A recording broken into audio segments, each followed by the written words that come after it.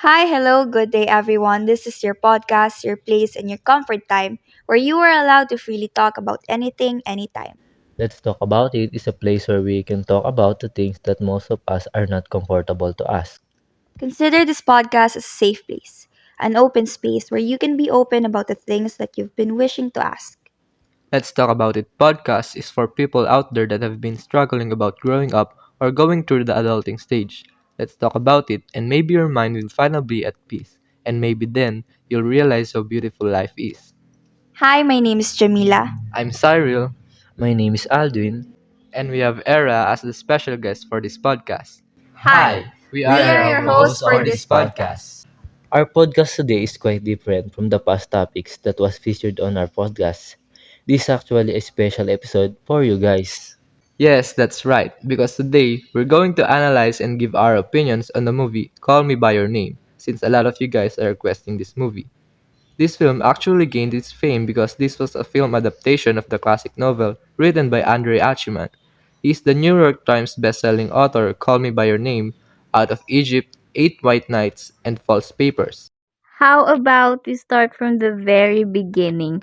Let's talk about the differences in the life of the different characters. Most specifically, the two main characters in the movie, which is Elio and Oliver. Elio was just like any other teenager that is lost and is struggling about his teenage life. He seems to be so quiet.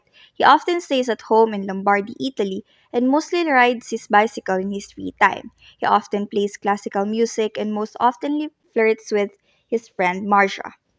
Then Elio meets Oliver. Oliver is a handsome doctoral student who's working as an intern for Elio's father. Elio and Oliver discover the heady beauty of awakening desire over the course of a summer that affected both of their lives. Man, the first time I saw the movie and saw what the plot is, I was amazed and I was shocked at the same time since Elio and Oliver had a lot of differences. But despite those differences, a spark between them grew. Do you remember the part of the movie where I was shocked at? I think it was the middle of the movie. Did they just flirt then kiss? Elio were really aggressive. Didn't expect it. I know that those kind of things were really happening, but I was not used seeing those scenes. Haha. Same, the story was very unexpected, and I didn't know that it was about a love story of two people with the same gender. I ponder, what do you guys think about the thought of two males or two females falling in love with each other? Man, the topic has been around for a long time now, no? But now it's being brought to light even more. Dude, the 21st century sure is evolving in ways we wouldn't have thought of, don't you think? Anyway, what do you think about that topic? For me, there's nothing bad about that idea of having relationship with the same gender as you. People nowadays have desires that they want to obtain in ways where the opposite gender cannot provide. Relationships aren't always about making love, if you know what I mean. Sometimes we just want to have that feeling of being loved from the person we really like and want to be with them in life. I agree. People nowadays only think about that love making when it comes to relationship, but it's not always about that. There are many forms of love and people are allowed to experience that. They are allowed to live the life they want to live. Am I right? Indeed, same sex relationships, including those between two men, are increasingly accepted and legal in many parts of the world. Many societies have come to recognize that love and intimacy comes in many forms, and that everyone should have the right to form relationships and build families that work for them. Is it just me, or do you also notice how the chemistry between them is so strong and it's obvious that they really, really like each other? Actually, no. The spark and the chemistry between them is very powerful, and it's impossible not to be noticed. Plus, I remember that both Elio and Oliver is flirting with a girl at that time. This shows that both of them are lost and confused about what they feel towards each other.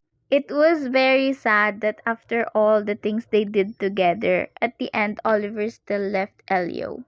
Yes, and I think that maybe if they've only communicated more about what they feel about each other, the relationship must have worked out.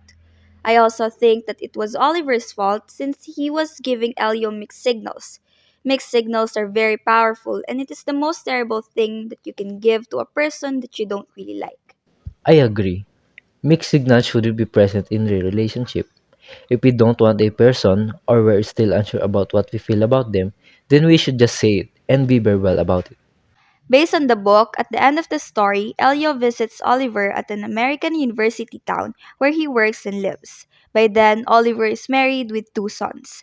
This is very painful, and I understand why Elio was seen weeping by himself in front of a fireplace at the end of the movie adaptation.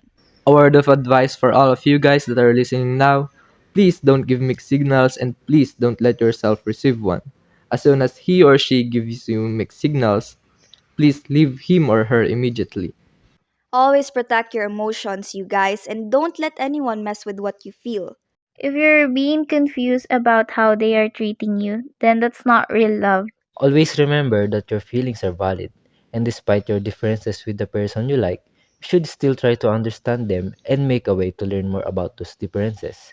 It's not always about the similarities and what other people will tell you when they see you with this person. What matters the most is that you love them and you care about them. Even with the same gender, there is always an equality, especially when it comes to love. It doesn't matter what the universe will tell you, as long as your feelings are true, none of it would ever matter.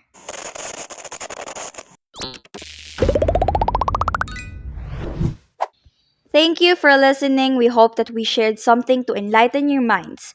Until our next podcast, thank you.